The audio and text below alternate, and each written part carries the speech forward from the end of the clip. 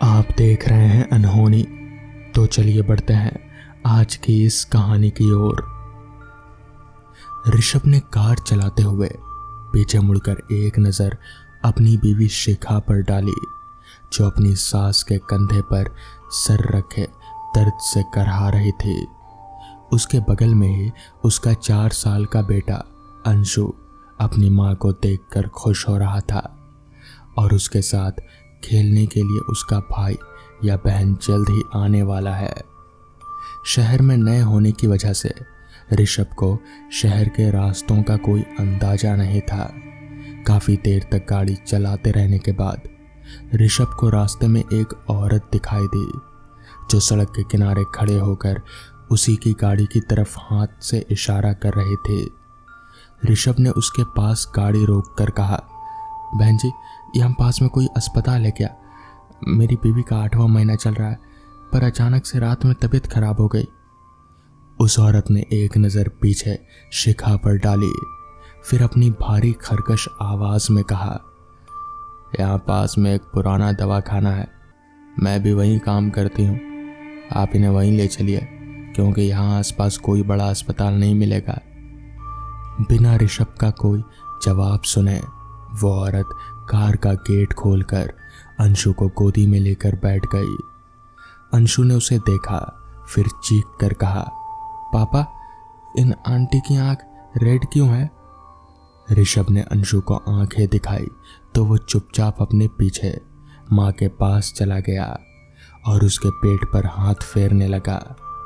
उस औरत ने अपनी खरकश भरी आवाज में कहा, मुझे आंखों में एलर्जी है, पर आपको देर नहीं करनी चाहिए, वरना दर्द और तकलीफ और बढ़ जाएगी। उस औरत की बात सुन ऋषभ को अपने पूरे शरीर में कंपकपी महसूस हुई, पर शिखा की हालत देख उसने दवाखाने ले जाने का फैसला किया और गाड़ी उस ओर मोड़ दी।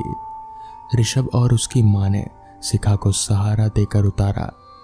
तब तक उस औरत ने किसी को इशारा किया, वो स्ट्रेचर ले आया और बिना कुछ बोले शिखा को उस पर लेटा कर ले जाने लगा। ऋषभ ने कुछ कहना चाहा, पर उस औरत ने उसे रोकते हुए कहा, वैद्य जी काफ़ी अच्छे जानकार हैं, आप बाहर से कुछ ज़रूरी दवाइयाँ ले आइए, ज़रूरत पड़ सकती है। ऋषभ ने हाँ में सिर हिलाया और अपनी माँ को वहीं शिखा के पास छोड़कर खुद अंशु को वहाँ से लेकर चला गया। शिखा के सास ने दवाखाने को एक नज़र देखा। सफ़ेद रंग की दीवारें जो वक्त के साथ पीली पड़ गई थी, हल्के पीले रंग की रोशनी का बल्ब। वो दवाखाना बड़ा ही रहस्यमय लग रहा था, पर उससे भी ज़्यादा अजीब थे वहाँ पर मौजूद लोग, जो बिना किसी भाव के उसकी तरफ हल्की लाल आंखों से देख रहे थे। शिखा की सास को डर की अनुभूति हुई, पर शिखा का ख्याल आते ही उसने अपने विचारों पर परे किया और अंदर की तरफ चली गई, जहां शिखा को ले जाया गया था। एक रूम के बाहर तक पहुंचने पर शिखा की सास को शिखा की चीखें सुनाई पड़ी। उसने डरते हुए उस कमरे का दरवाज़ा खोला, जहां पर शिखा को ज़बरदस्ती बिस्तर पर लेटाया हुआ था एक आदमी और वही औरत जो उनको वहां पर ले आई थी। वो दोनों शिखा पर झुके हुए थे। गेट खुलने की आवाज़ पर उन दोनों ने पलटकर पीछे देखा। उनके चेहरे पर खून और मांस के टुकड़े लगे हुए थे। शिखा का पेट बुरी तरह से नोच नोच कर खाया जा चुका था। उसके शरीर ने हल्की सी हलचल की और शीतल पड़ गई। वो अपनी लाल खुली आंखों से अपनी सास की तरफ देख रहे थे। इधर काफ़ी देर तक ढूंढने पर भी ऋषभ को वो दवाखाने का रास्ता नहीं मिला। चिंता के मारे उसका हलक सूखा जा रहा था। वो अपने बेटे अंशु को गोद में लिए सड़कों पर गाड़ी दौड़ाए जा रहा था। भोर के समय वो वापस उसी दवाखाने पर पहुंचा, पर इस वक्त वो रात से भी ज़्यादा बदतर हालत में था और इस वक्त वहाँ पर कोई परिंदा तक मौजूद नहीं था। अनजान खौफ के साथ ऋषभ ने अंशु को गोद में लिया और उस तरफ कदम बढ़ाए, तभी पीछे से उसे किसी ने रोकने की आवाज़ आई। पीछे एक बूढ़ा आदमी भागते हुए उसकी तरफ आ रहा था और अंदर ना जाने का इशारा कर रहा था। मेरी बीवी और माँ अंदर है। कल रात को मैं मेरी बीवी को यहाँ पर भर्ती करवाने के लिए लाया था और फिर मैं बाहर दवाइयाँ लेने गया, पर पता नहीं कैसे रास्ता भटक गया। ऋषभ बोला। पागल हो गया हो क्या? ये दवाखाना तो सालों से बंद है। कहते हैं कि यहाँ पर औरतों के अवैध तरीके से गर्भ गिराए जाते थे। उसके बाद गांव के गुस्साए हुए लोगों ने इसमें मौजूद वैद्य और दाई माँ और बाकी के कर्मचारियों के साथ इस दवाखाने में आग लगा दी। उसके बाद से कई बार यहाँ से चीखने की आवाज़ें आती है, पर कभी किसी की हिम्मत नहीं पड़ी अंदर जाने की। इसलिए तुम्हें भी अंदर नहीं जाना चाहिए। उस बुजुर्ग आदमी ने एक सांस में अपनी बात कह सुनाई और वहाँ से डरकर पीछे हटने लगा। तभी अंशु ने कहा, वो देखो पापा, मम्मी और दादी मुझे बुला रही है। दवाखाने के अंदर शिखा और उसकी सास खड़ी थी। शिखा का पेट और उसकी आंतें और मांस बाहर की तरफ लटक रहा था। उसके हाथ में मांस के टुकड़ों में बटा हुआ बच्चा पकड़ा हुआ था। उसकी सास की गर्दन और दाया हाथ कटा हुआ था और वो दोनों लाल आंखों से उन्हें ही घूर रहे थे। ऋषभ कुछ समझ पाता तब तक अंशु दौड़कर अपनी माँ की तरफ चला गया और अचानक से दवाखाने का गेट खुद ब खुद बंद हो गया। कुछ ही देर में अंशु की दर्द भरी चीखों के साथ सब कुछ शांत हो गया। तो दोस्तों, ये थी आज की पहली कहानी। तो चलिए बढ़ते हैं आज की दूसरी कहानी की ओर। उस दिन मैं बहुत खुश था क्योंकि तकरीबन 2 सालों की कड़ी मेहनत के बाद मुझे एक स्कूल में टीचर की नौकरी मिल गई थी। गांव का नाम था हल्दीगढ़। सब कुछ सही चल रहा था, मगर उसी वक्त मेरे घर में काम करने वाले बिरजू काका ने ये कहकर मेरी खुशी में खलल डाल दिया। साहब, आपको हल्दीगढ़ गांव की स्कूल में नौकरी मिली है? इस पर मैं बोला, हाँ, पर ऐसे क्यों पूछ रहे हैं आप? इस पर बिरजू काका ने बोला, साहब, सुना है कि उस गांव में उन लोगों का वास है। मेरा गांव भी हल्दीगढ़ गांव के बगल में ही है ना। इस पर मैं बोला, किनका? चोरों का? अरे वो लोग तो हर जगह ही बसते हैं। इस पर बिरजू काका ने जवाब दिया, नहीं, चोर नहीं, भूतों का वास है साहब। अगर आपको जाना ही है तो आप ये रख लीजिए। इतना बोलकर बिरजू काका ने अपने गले का ताबीज उतारा और उसे समेटकर मेरे हाथों में रख दिया।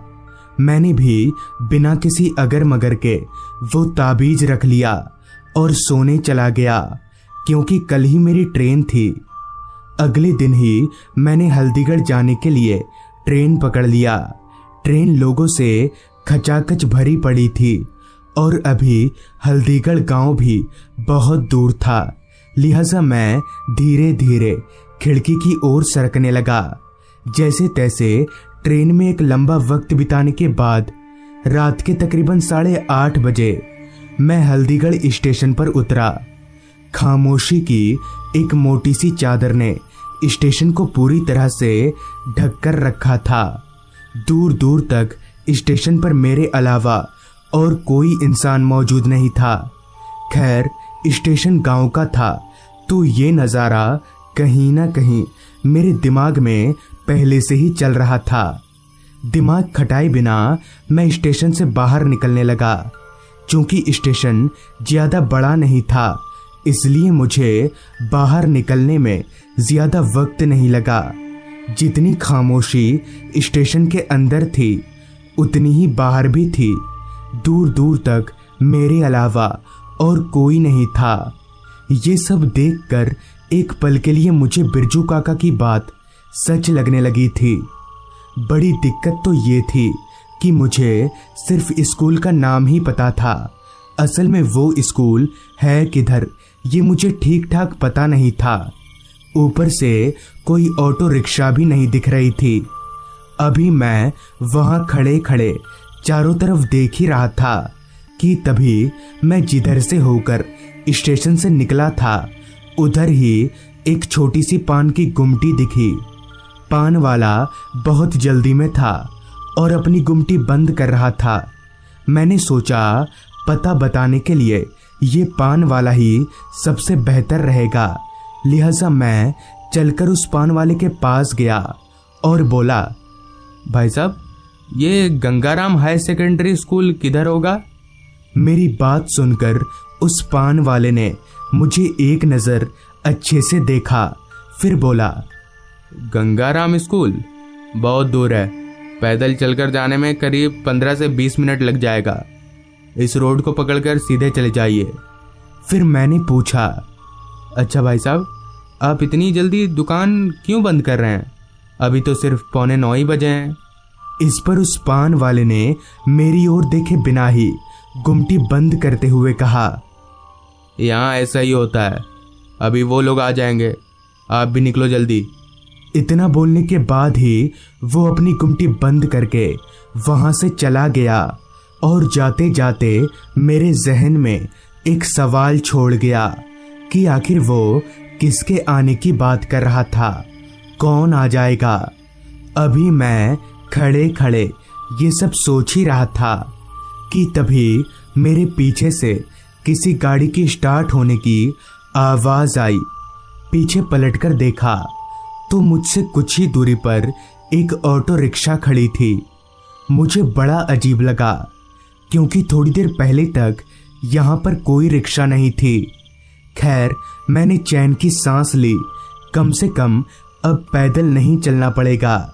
मैंने उस ऑटो वाले को अपने पास बुलाने के लिए आवाज लगाया, ऑटो, हे ऑटो, इधर। आवाज सुनते ही ऑटो वाले ने रिक्शा को मेरी ओर बढ़ाया।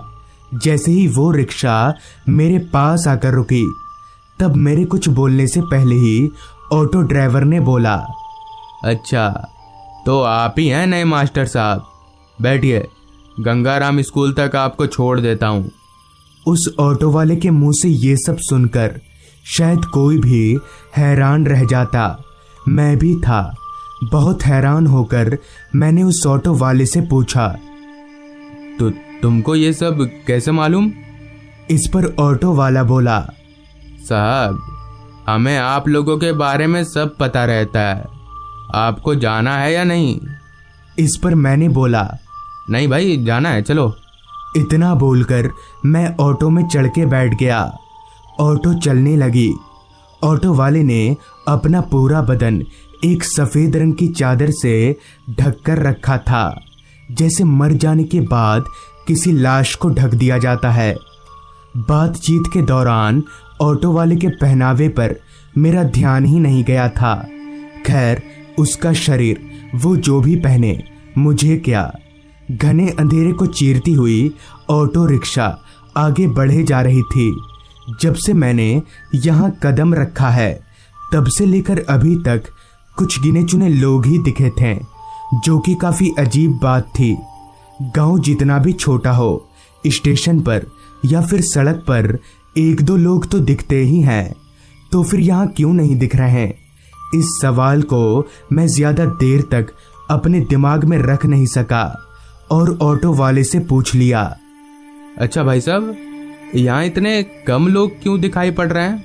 मतलब स्टेशन पर भी कोई नहीं था, यहाँ रोड पर भी कोई नहीं है, आखिर बात क्या है? इस पर ऑटो वाले ने जवाब दिया, आपको किसी ने बताया नहीं? यहाँ भूतों का वास है। रात में लोग यहाँ घर से बाहर नहीं निकलते, और जो निकलते हैं वो लोग कभी वापस घर नहीं जा पाते।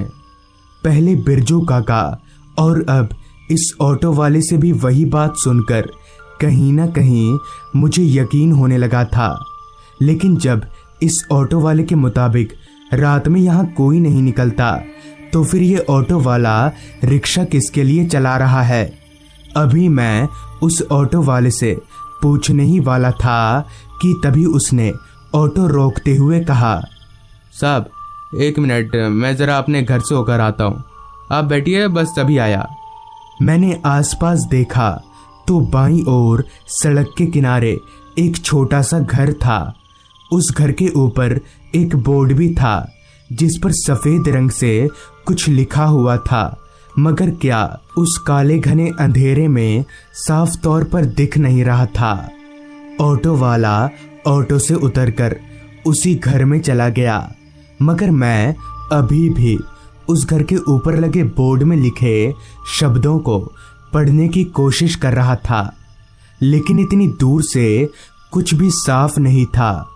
अंत में जब मुझसे रहा नहीं गया तब मैं ऑटो से नीचे उतरा और उस बोर्ड के करीब जाकर पढ़ने की कोशिश करने लगा। ऑटो से उतरकर थोड़ा पास जाते ही मुझे उस बोर्ड पर लिखे शब्द दिखने लगे। उस बोर्ड पर लिखा था मुर्दा घर। ये देखने के बाद मेरे डर की कोई सीमा ना रही। ये सोच सोचकर मेरा दिमाग फटने लगा कि आखिर उस ऑटो वाले ने इस मुर्दा घर को अपना घर क्यों बताया। एक पल को तो मैंने सोचा यहाँ से भाग लेता हूँ, मगर फिर सोचा कि भागकर कितनी दूर जाऊंगा, मुझे तो ठीक से रास्ता भी नहीं मालूम। यही सब सोचकर मैं डरते डरते वापस ऑटो में जाकर बैठ गया। जहां एक ओर मैं डर रहा था, वहीं दूसरी ओर मैं ये भी सोच रहा था कि हो सकता है ये ऑटो वाला इंसान ही हो और किसी काम से इस मुर्दा घर में गया हो। कुछ देर बाद मुर्दा घर से निकलकर वो ऑटो वाला रिक्शा में आया और रिक्शा चालू करके आगे बढ़ाने लगा। मैं अंदर से बहुत डरा हुआ था, लेकिन बाहर से मैं उस रिक्शा वाले को अपना डर जाहिर करना नहीं चाहता था। मैंने खुद को सामान्य रखने की कोशिश करते हुए उस रिक्शा वाले से पूछा, क्या करने गए थे तुम अंदर घर में? इस पर रिक्शा वाला बोला, अंदर मेरे बहुत से दोस्त हैं ना, तो उनमें से एक को सामान देने गया था। जिसको सामान पहुंचाना था वो चल नहीं सकता। ट्रेन से कटने के बाद कमर से नीचे वाला हिस्सा उसका मिला नहीं। बेचारा दिन भर पड़ा रहता है, तो उसका सामान भी मैं ही पहुंचा देता हूँ। उस ऑटो वाले से ये सुनकर मैं और भी डर गया और डरते डरते बोला, क्या कमर से कटने के बाद भी वो जिंदा है? इस पर ऑटो वाले ने मुस्कुराते हुए जवाब दिया, नहीं साहब, ट्रेन से कटने के बाद भी कोई बच पाता है? अब देखिए ना, मैं भी तो उसी के साथ ही कटा था। देखिए मेरा सर अलग हो जाता है। इतना बोलकर ही उस ऑटो वाले ने अपने सर को अपने धड़ से अलग करके हाथों में ले लिया।